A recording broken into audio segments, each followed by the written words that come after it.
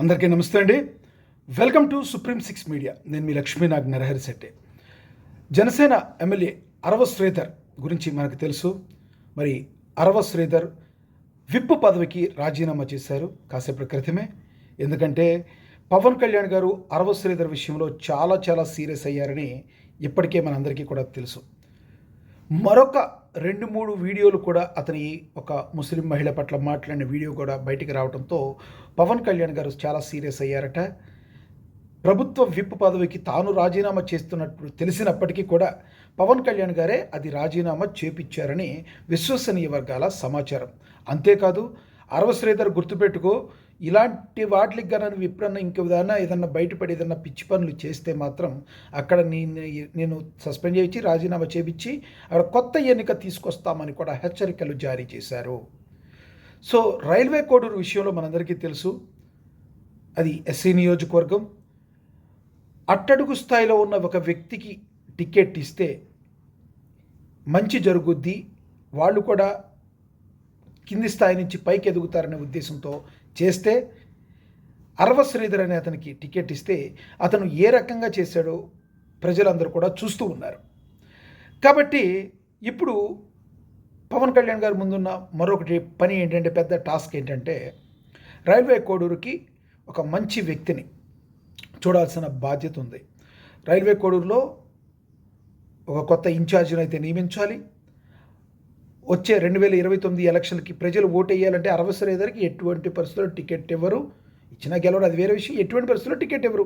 Already ఉన్న తలనొప్పితోనే ఉన్నారు కాబట్టి 29 వరకు కూడా ఎమ్మెల్యేగా అతను ఉండాలి. కాబట్టి ఆపోజిట్ పార్టీకి ప్రాబ్లం మనం చేయూత ఇచ్చినట్టుగా ఉండకూడదు కాబట్టి అతను హోల్డ్ చేసి ఆపారు అంతే.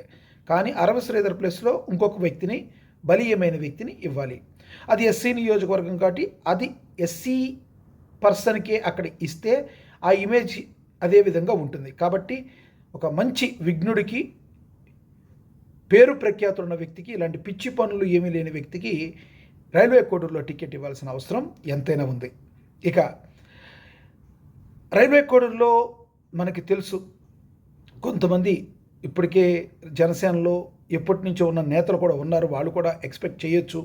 కానీ ఆచితూచి వ్యవహరించాల్సిన అవసరం ఎంతైనా ఉంది.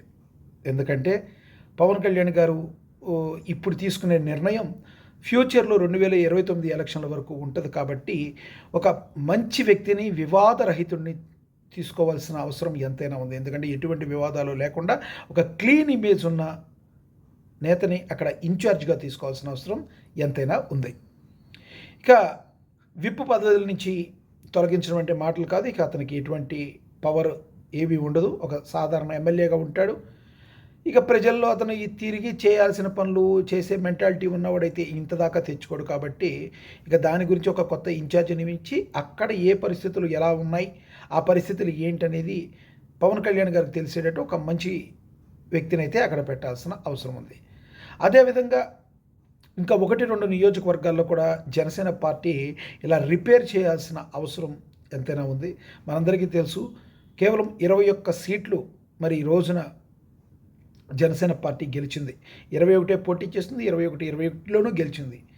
కానీ ఇప్పుడు చిర్రి బాలరాజు ఇంకొక వ్యక్తి ఉన్నారు, అతని మీద కూడా కొన్ని ఆరోపణలు వస్తున్నాయి. దాన్ని పవన్ కళ్యాణ్ గారి దృష్టి వరకు వెళ్ళే అవకాశం ఉంది.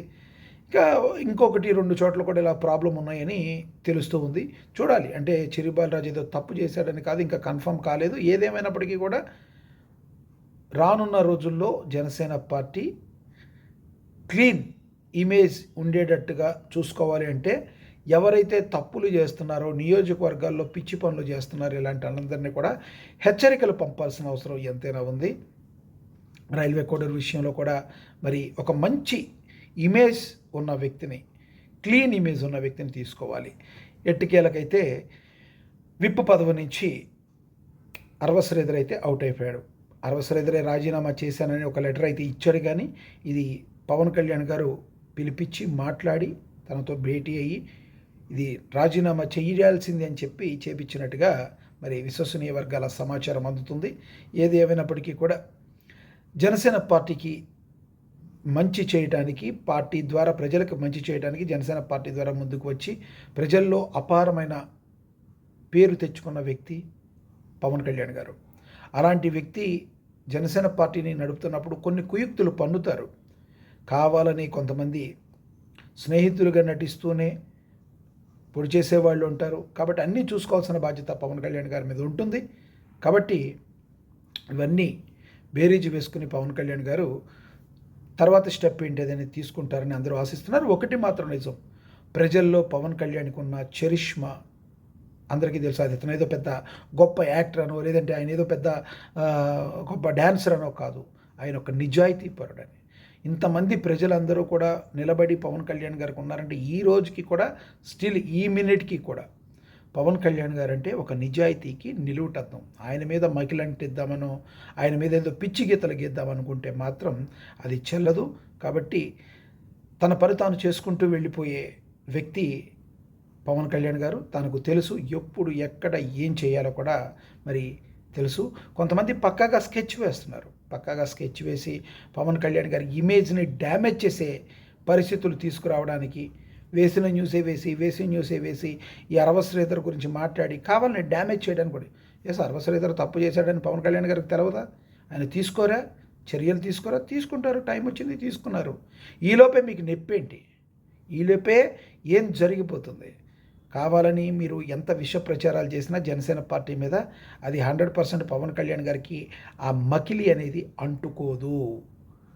జనసేన పార్టీ తీసుకునే నిర్ణయాలు పవన్ కళ్యాణ్ గారు తీసుకుంటారు. కాబట్టి దానికి సంబంధించి కొంత టైం వెయిట్ చేయాల్సిన అవసరం ఉంటుంది. ఎట్టికేలకు ఇంకొక ఇద్దరు ఉన్నట్టుగా తెలుస్తుంది. 1 or 2 మెంబర్స్ కొంత ప్రజలకి మేలు చేయకుండా ఉన్న పర్సన్స్ ఇద్దరున్నారని తెలుస్తుంది. వాళ్ళను కూడా సరైన వేలో నడిపించడానికి పవన్ కళ్యాణ్ గారు పూనుకున్నట్టుగా మరి విశ్వసనీయ వర్గాల సమాచారం.